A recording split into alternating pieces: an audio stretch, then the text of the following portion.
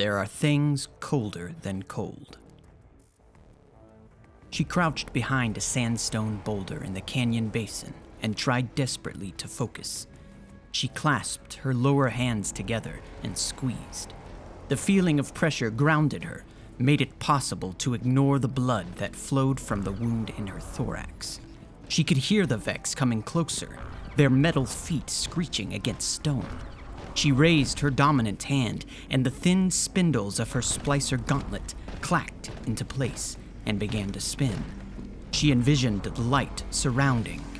She winced as weapons fire impacted the boulder at her back, turned as it split apart, and for a moment, through the hot, blowing sand and choking dust, she faced down an army.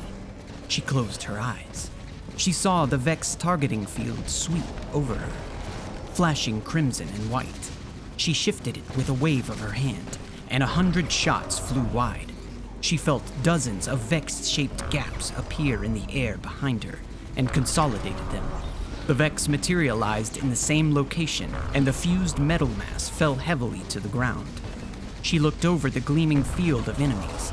The light provides, she thought, and the next volley of Vex fire curved around her. The gauntlet on her wrist thrummed as a small portal opened in the air in front of her. She reached inside, felt the familiar shape of a short-term cortical conflux cube, and visualized crushing it in her hand.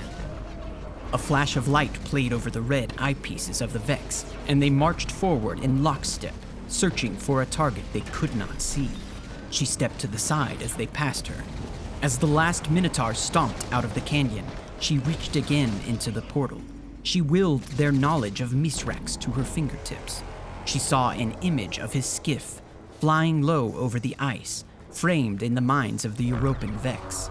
She pictured their awareness as a glass pane and envisioned it cracking, splintering into fragments of...